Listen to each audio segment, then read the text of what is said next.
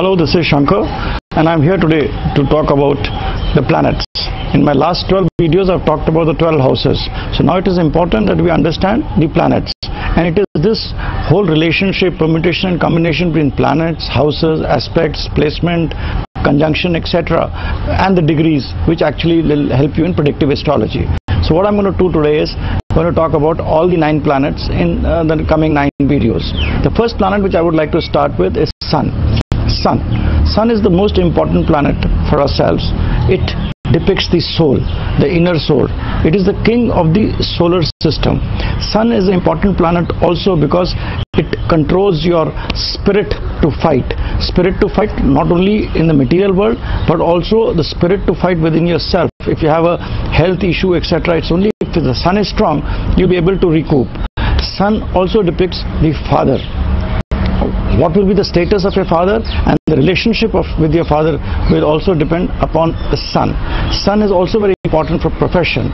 If sun is well placed, has to be strong and well placed if you want to get into a profession where you have a kind of a prestige there. Sun also depicts the government.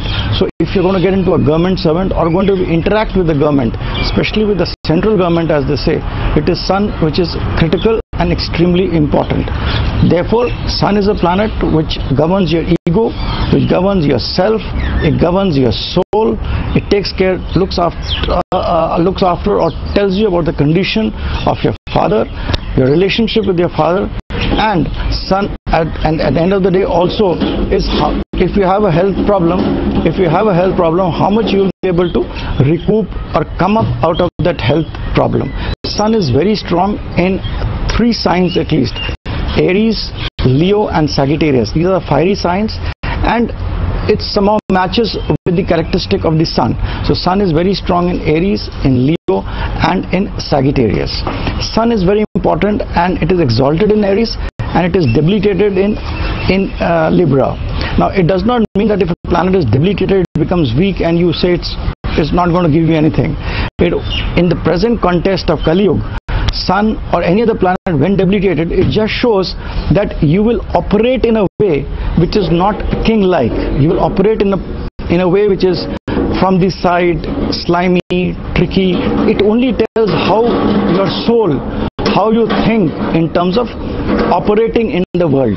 So therefore, I mean, one should understand that the placement of sun in the signs, there is nothing as debilitation or it is badly placed. Just shows how you will operate in that particular placement. There are a lot of things which you can talk about sun, and in the other videos I will tell how sun impacts your various houses when it goes to. That will be a separate series altogether. But sun, I would like to tell you 1 or 2 very critical things about sun.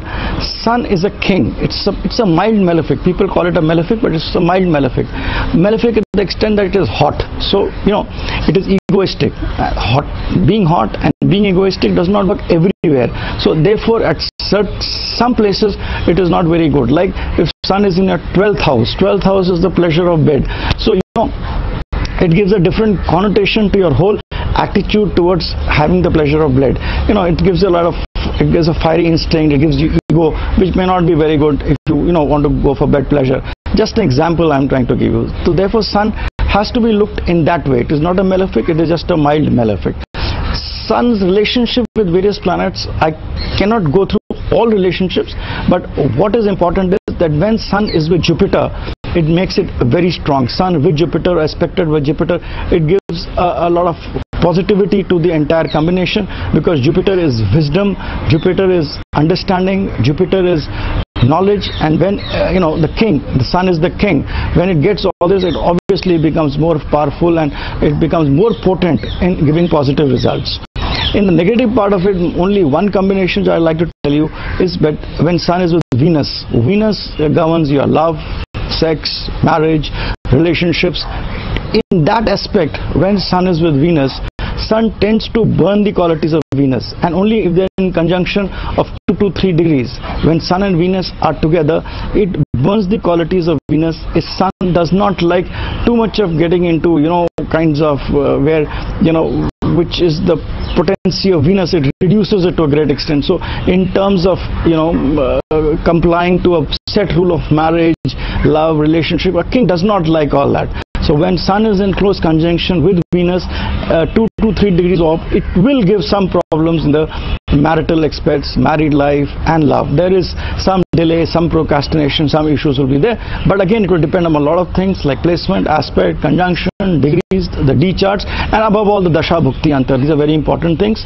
So that is what, in a very quick way, in a snapshot way, I am telling you about Sun. See it in your horoscope and try to evaluate it accordingly, seeing Sun and also seeing which house it is. So go to my house video where I've talked about the 12 houses, see Sun, see where it is, and you will get a relationship which is there. I also make these videos to make you to understand that when you go to an astrologer, at least you know a little bit about the planet so that you can talk, and understanding it is more important than going and getting yourself trapped with a popcorn culture kind of an astrologer.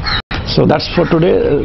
That's my video, my take on Sun, and I will wrap up this video. If you want to know more about me, you can go to my sites, Shanker Astro, Shanker Study. I'm on the Facebook. You can also go to Sagar Publications, where my books and my research book is also available.